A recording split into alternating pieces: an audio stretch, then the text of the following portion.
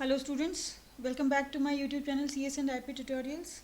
In the previous videos we discussed about the basic principle of computing, the hardware, and now is the turn for softwares.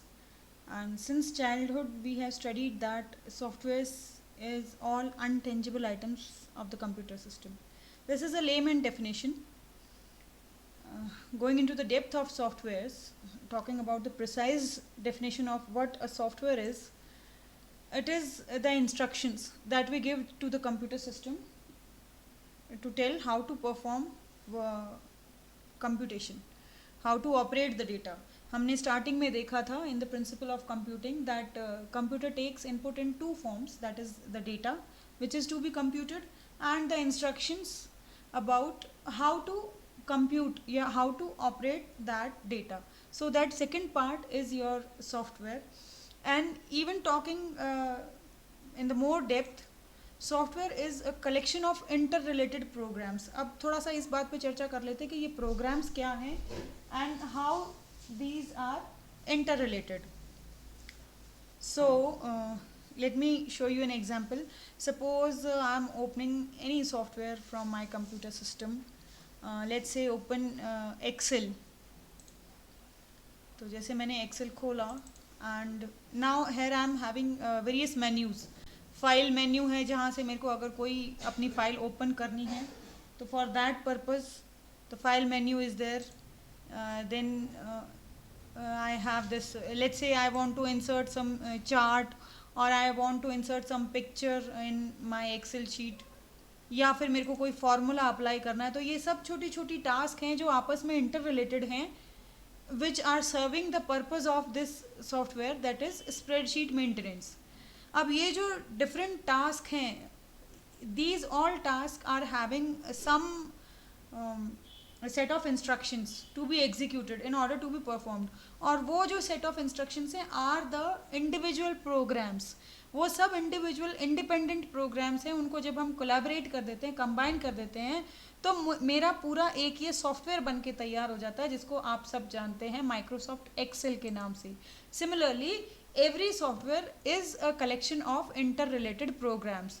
तो more precisely I can say that, मतलब अब जैसे हम programming भी सीखेंगे आगे, तो programming में भी हम सॉफ्टवेयर डेवलपमेंट सीखना ही हमारा अल्टीमेट टारगेट होता है. So a software is a collection of small interrelated programs that tell the computer how to perform any task. Moving on, the categories that a software is classified.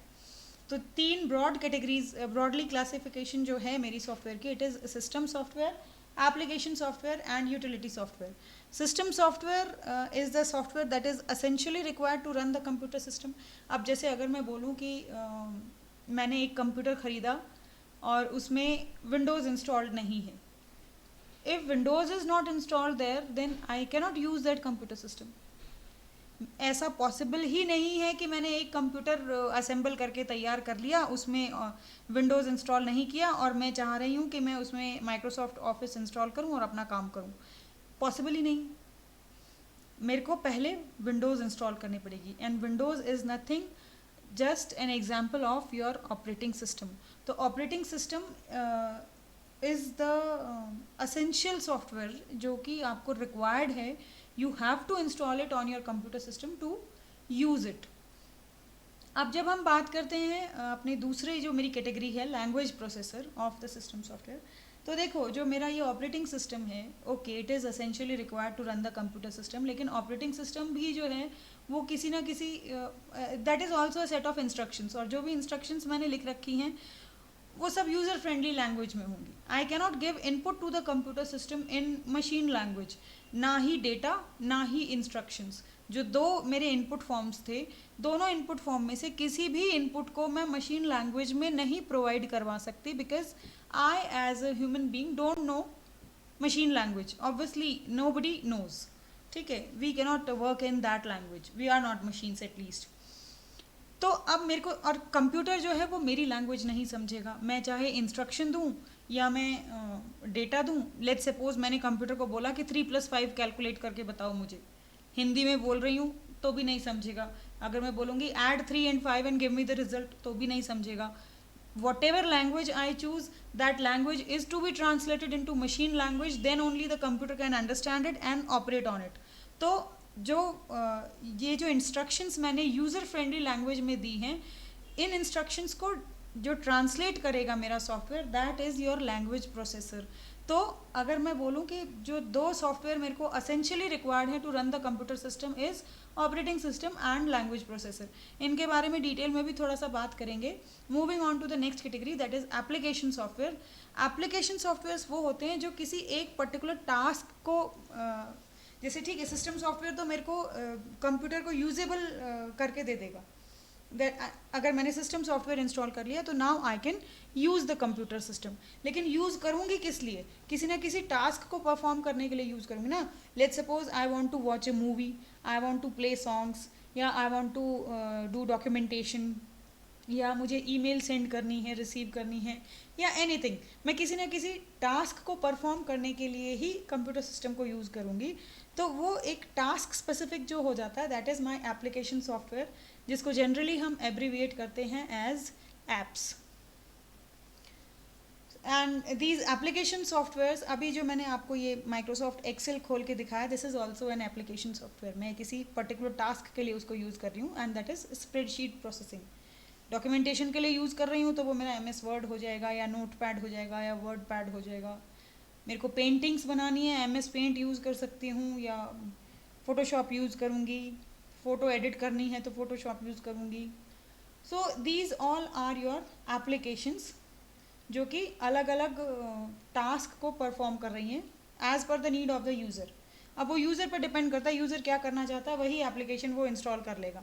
अगर मेरे को let's say I am not a photographer, I am a businessman, या teacher ही हूँ, एक employ हूँ, ठीक है, तो मेरे को फिर उसमें मेरे को फ़ोटोशॉप की ज़्यादा ज़रूरत नहीं है, मैं नहीं इंस्टॉल करूँगी possibly on my computer system. जो मेरे को रिक्वायर्ड है मैं वो इंस्टॉल करूँगी. ठीक है. अगर मैं एक फ़ोटोग्राफर हूँ तो मेरे को फिर फ़ोटोशॉप चाहिए ही चाहिए टू परफॉर्म माई जॉब, तो फिर मैं उसको इंस्टॉल करूँगी ही करूँगी. अगर मेरे को गेम्स खेलने हैं तो जो जो गेम खेलना होगा वो इंस्टॉल करूँगी. So these are various softwares, independent softwares होते हैं जो किसी एक पर्टिकुलर टास्क के रिलेटेड होते हैं, and it depends upon the user कि वो क्या एप्लीकेशन सॉफ्टवेयर इंस्टॉल करते हैं, क्या नहीं करते.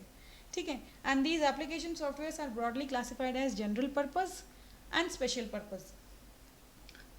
अब इसको एक एग्जाम्पल के थ्रू समझते हैं. जनरल पर्पज़ एप्लीकेशन सॉफ्टवेयर क्या होता है? Let's say I am a student, तो भी मैं MS ऑफिस यूज़ करूँगी. चांसेस हैं कि मैं यूज़ करूँगी, एंड मोस्ट प्रोबेबली मैं करूँगी यूज़. अगर मैं एक टीचर हूँ तो भी मैं यूज़ करूँगी. मैं एक कोई कॉर्पोरेट एम्प्लॉय हूँ तो भी मैं यूज़ कर सकती हूँ उसको. मैं एक शॉपकीपर हूँ तो भी मैं MS ऑफिस यूज़ कर सकती हूँ, एक्सेल यूज़ कर सकती हूँ. ठीक है. या फिर मैं एक बिजनेसमैन हूँ तो भी मैं यूज़ कर सकती हूँ.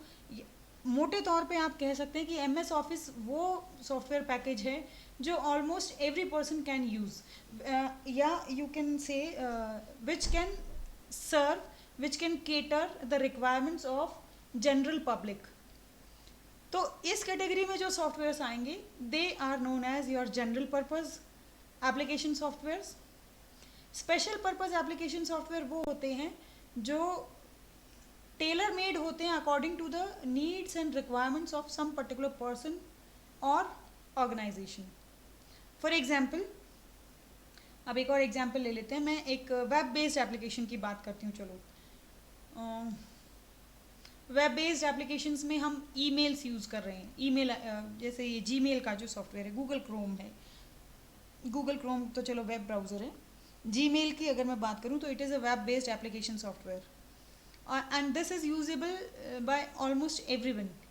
लेकिन अगर मैं बात करूँ, if you are a KV student, आप अपनी फ़ीस ऑनलाइन पे करते हैं यूजिंग योर UBI पोर्टल, तो वो भी एक वेब बेस्ड एप्लीकेशन सॉफ्टवेयर है. लेकिन उस एप्लीकेशन सॉफ्टवेयर को कौन यूज़ कर रहा है? जो या तो केंद्रीय विद्यालय संगठन का एम्प्लॉय है, या कोई उसका ऑफिसर है, या कोई स्टूडेंट है, वो ही यूज़ कर रहे हैं. It is not usable for everybody. तो दिस इज़ ये जो मैं UBI पोर्टल की जो बात कर रही हूँ, जो हमारा फी पोर्टल होता है, that is a web based application software है which is tailor made according to the needs and requirements of Kendriya Vidyalaya संगठन ओनली। उस सॉफ्टवेयर को वो ही यूज़ करेगा जो उस ऑर्गेनाइजेशन से किसी ना किसी तरह से जुड़ा हुआ है, या तो एम्प्लॉय है या फिर स्टूडेंट है। तो that is your special purpose application software. इसी तरीके से चलो एक और एग्जांपल ले लेते हैं। लेट्स से मैंने एक मेरी कोई प्राइवेट पर्सनल लाइब्रेरी है और मेरा उसमें सब मेरा काम चल रहा है। नाउ आई वांट कि मैं जितना भी मेरी लाइब्रेरी में जो बुक्स मैंने इशू कर रखी हैं या जो बुक्स मेरे को मेरे स्टॉक में अवेलेबल हैं, मेरी अलमिराज में अवेलेबल हैं, एट्सेट्रा एट्सेट्रा, जितना भी काम उस लाइब्रेरी से रिलेटेड है वो सब का सब मुझे ऑटोमेट करना है, कंप्यूटराइज करना है। या मेरा कोई जनरल स्टोर ही है एंड आई वांट कि मेरा जो जनरल स्टोर है मैं उसको ऑटोमेट कर दूँ, कंप्यूटराइज कर दूँ, कि मतलब जो काम मैनुअली होता था वो थ्रू कंप्यूटर्स हो। तो फिर मैं क्या करूँगी, उसमें मेरा कोई भी जो जनरल पर्पज़ एप्लीकेशन सॉफ्टवेयर है वो सूटेबल नहीं रहेगा। उसके लिए मैं किसी कंपनी को कांटेक्ट करूँगी या किसी पर्सन को कांटेक्ट करूँगी जो सॉफ्टवेयर बनाना जानता हो कि सॉफ्टवेयर कैसे बनाया जाता है, और उसको बोलूँ कि भैया ये मेरा सिस्टम है और इस पूरे सिस्टम को ऑटोमेट करना है। तो वो फिर मेरी नीड्स, मेरी रिक्वायरमेंट्स, मेरे जो मेरा मैनुअल प्रोसीजर है उस सब को स्टडी करेगा और उसके रिलेटेड मेरे को एक सॉफ्टवेयर तैयार करके देगा, जिसको मैं अपने शॉप पे इंस्टॉल करूँगी, अपने जनरल स्टोर पे इंस्टॉल करूँगी एंड यूज़ करूँगी। तो वो मेरा स्पेशल पर्पज़ एप्लीकेशन सॉफ्टवेयर हो जाएगा। Sounds interesting. अभी आपको शायद ये भी समझ में आ रहा होगा थोड़ा थोड़ा कि सॉफ्टवेयर इंजीनियरिंग क्या होती है, सॉफ्टवेयर इंजीनियर्स क्या काम करते हैं, और ये जो इतनी सारी सॉफ्टवेयर कंपनीज़ होती हैं वहाँ पे क्या काम होता है, कुछ कुछ आइडिया आपको मिला होगा। Anyways, moving on to the next category, that is utility software. तो यूटिलिटी सॉफ्टवेयर ना तो कोई स्पेसिफिक टास्क परफॉर्म करता है जो यूज़र रिलेटेड हो, ना ही it is essentially required to run the system, but it is required for housekeeping jobs of your computer system। जैसे एंटीवायरस है तो essentially required तो नहीं है, आप नहीं इंस्टॉल करोगे तो ऐसा नहीं है कि आपका कंप्यूटर सिस्टम रन नहीं करेगा, और आपके लिए कोई वो स्पेसिफिक टास्क भी परफॉर्म नहीं कर रहा है, लेकिन फिर भी हम इंस्टॉल करते हैं to make our computer more secure. Same way disk defragmenter है, डिवाइस ड्राइवर्स होते हैं। लेट्स सपोज मैंने HP का एक प्रिंटर लिया है अपने कंप्यूटर के साथ, मैंने उसको जोड़ लिया, तो मैं उसका डिवाइस ड्राइवर इंस्टॉल करूँगी, उसके बिना मैं उसको यूज़ नहीं कर पाऊँगी। So these all are your utility softwares and these are the broad classifications of softwares. I hope you are now familiar with whatever it is. Then talking about चलो ठीक है, अब हमने प्रिंसिपल ऑफ कंप्यूटिंग पढ़ लिया, हमने hardware पढ़ लिया, हमने सॉफ्टवेयर पढ़ लिया, सॉफ्टवेयर की कैटेगरीज पढ़ ली। जब मैं इसको स्ट्रक्चराइज करूँगी that how these things are used, तो उसकी जो डिफरेंट लेयर्स बनती हैं, जो स्टेप्स बनते हैं, वो डिस्कस करते हैं अब एक बार। सबसे नीचे ऑब्वियसली हमारा हार्डवेयर हो जाएगा, जिसको कि मैं यूज़ करने वाली हूँ, लेकिन इसको मैं नहीं यूज़ कर सकती विदाउट माय सिस्टम सॉफ्टवेयर। तो नेक्स्ट मेरा सिस्टम सॉफ्टवेयर आ जाएगा। नाउ ये जो ऑपरेटिंग सिस्टम है, this is performing a very important role in all this computing, वो भी अभी डिस्कस करेंगे धीरे से। तो ये ऑपरेटिंग सिस्टम का मेन जो सबसे पहला पर्पज़ अगर मैं बोलूँ वो ये है कि establishing communication between computer hardware and the user, that is the main role of operating system. इसके बिना ये कम्युनिकेशन ही एस्टैब्लिश नहीं हो पाएगा, और कम्युनिकेशन एस्टैब्लिश नहीं हो पाएगा तो कुछ नहीं हो पाएगा। तो नेक्स्ट लेयर आपका हो जाता है सिस्टम सॉफ्टवेयर, एप्लीकेशन सॉफ्टवेयर, और ऑपरेटिंग सिस्टम, और ऑपरेटिंग सिस्टम के ऊपर फिर हम एप्लीकेशन सॉफ्टवेयर इंस्टॉल करते हैं, various application software as per the need of the user क्या टास्क परफॉर्म करना चाहता है उसके अकॉर्डिंग हम एप्लीकेशन सॉफ्टवेयर इंस्टॉल करेंगे, and this is how a computer is made usable. इसको थोड़ा और डेप्थ में अगर हम जानें तो this is your hardware, then operating system, और जो भी सॉफ्टवेयर मैं इंस्टॉल कर रही हूँ, be it a system software, be it an application software, be it your utility programs, whatever it is, they are installed over operating system, जिसको आपके जो डिफरेंट यूजर्स हैं वो यूज़ कर रहे हैं। Then talking about operating system, ये operating system बहुत वास्ट टॉपिक है। अगर हम डेप्थ में जाएं तो it is a different subject. जैसे कंप्यूटर साइंस या IP आपका सब्जेक्ट है, उस तरीके से ऑपरेटिंग सिस्टम एक डिफरेंट सब्जेक्ट बन जाता है अगर हम डेप्थ में जाएं तो, लेकिन उतना डेप्थ में हमें जाना नहीं है। मेन हम देख लेते हैं कि ऑपरेटिंग सिस्टम ऑपरेशंस कौन से परफॉर्म करता है, हमारे लिए क्या क्या सर्व करता है operating system. So the very first thing is yes, it allows software to communicate with hardware. अगर ऑपरेटिंग सिस्टम नहीं होगा तो सॉफ्टवेयर और हार्डवेयर ही इंटरेक्ट नहीं कर पाएंगे and then nothing could be done. ये बात हमने पहले भी डिस्कस कर ली। देन जब हम कम्युनिकेशन एस्टेब्लिश कर रहे हैं सॉफ्टवेयर में और हार्डवेयर में, तो ऑब्वियसली फिर हमारा जो यूज़र जब उन सॉफ्टवेयर्स को यूज़ करेगा तो कुछ इनपुट देगा, कुछ आउटपुट मिलेगा हमें, तो वो इनपुट आउटपुट हैंडल करना भी ऑपरेटिंग सिस्टम का काम है। एंड जब हमारी एप्लीकेशंस यूज़ होंगी तो जो एप्लीकेशन सॉफ्टवेयर है उसको लोड करना मेमोरी में, उसको एग्जीक्यूट करना, ये सब देखना भी ऑपरेटिंग सिस्टम का ही काम है। इसमें जब वो एप्लीकेशन सॉफ्टवेयर को लोड करेगा तो उसमें उसके जो रिसोर्स रिक्वायरमेंट है वो भी सेटिस्फाई कौन करेगा, ऑपरेटिंग सिस्टम। रिसोर्सेज क्या क्या रिक्वायर्ड हो सकते हैं, like it is requiring some let's say memory चाहिए उसको, सबसे पहले तो रैम में प्रोसेसर चाहिए, या फिर लेट्स से मैंने MS वर्ड खोला और वहाँ से प्रिंट कमांड दे दी, तो now I want that resource to be allocated to my application running. तो ये सब मैनेज करना भी आपके ऑपरेटिंग सिस्टम का ही काम है। देन ऑब्वियसली फिर फाइल्स भी क्रिएट होंगी। अगर मैं एक्सेल यूज़ कर रही हूँ या वर्ड यूज़ कर रही हूँ या MS पेंट ही ओपन किया, या चलो मैं मूवी ही कोई डाउनलोड की है, वॉट एवर इज़ देयर, जो डेटा मैं सेव करती हूँ कंप्यूटर में, वो सारा का सारा मेरा किसी ना किसी फाइल में होगा, किसी फोल्डर में जाके वो फाइल सेव्ड होगी। तो ये सारा जो फाइल्स एंड फोल्डर्स का ये जो पूरा मेंटेनेंस है, ये सब मैनेज करना भी ऑपरेटिंग सिस्टम का काम है, ये पूरा स्ट्रक्चर देखना। मेमोरी रिसोर्सेज को एलोकेट करना, शेयरिंग अवेलेबल करवाना उस चीज़ की, that is also the job of your operating system. Handling errors and alerts, एकदम से कोई कई बार होता है कि हम कुछ काम कर रहे हैं और कोई एरर मैसेज आ जाए, या लेट्स से आप जैसे लैपटॉप पे काम कर रहे हो, लैपटॉप की बैटरी बहुत डाउन हो गई और आप मूवी देख रहे हो, तो वो आपके प्रोग्राम को इंटरप्ट करता है। उस टाइम पे एक मैसेज देता है आपको that your battery is about to die, उसको चार्जिंग पे लगाओ। तो इस तरीके के जो एरर मैसेजेस आएंगे या जो अलर्ट्स आएंगे, वो सब भी उनको भी लुक आफ्टर कौन कर रहा है, ऑपरेटिंग सिस्टम ही कर रहा है। एंड आई एम सॉरी, ये थोड़ा रिपीट हो गया, you can ignore it. And it is maintaining and looking after the system security. So these are the few main jobs that operating system is doing.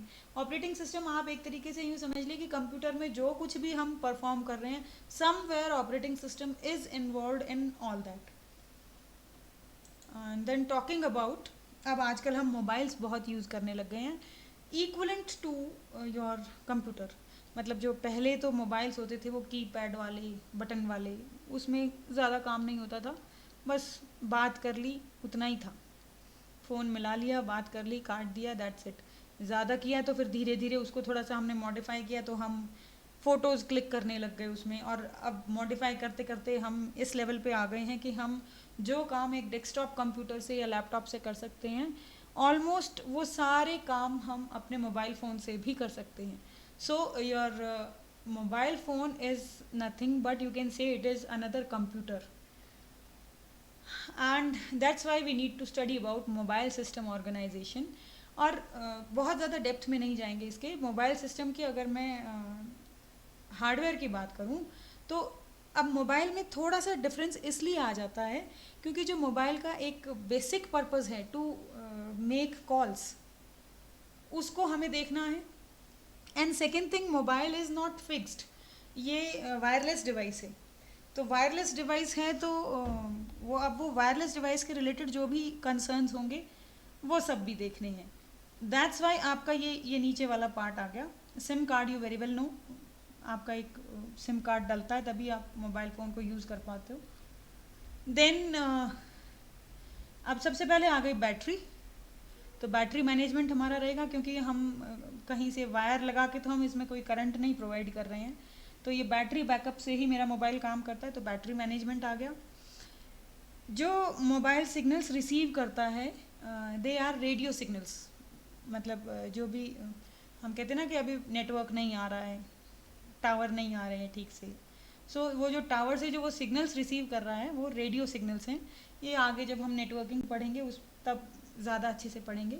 अभी आप इतना जान लो कि radio signals analogue signals होते हैं जिसपे आपका पूरा जो मोबाइल सिस्टम है, चाहे वो आपके मेकिंग कॉल्स हुए या डेटा हुआ, कुछ भी हुआ, वो सब रेडियो सिग्नल पे ही काम करता है।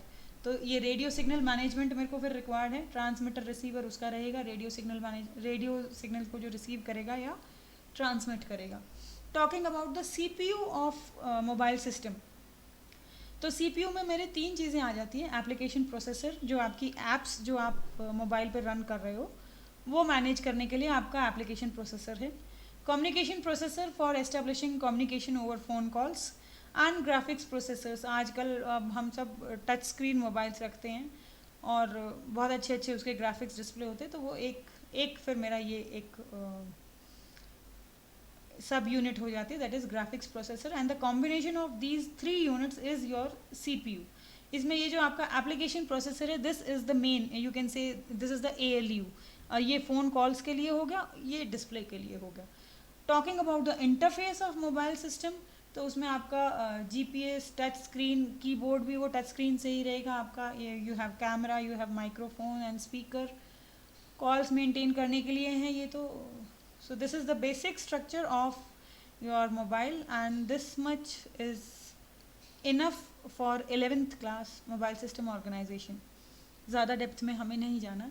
And these are all your main topics of computer system organization covered. I hope this is going to help you. Thank you so much.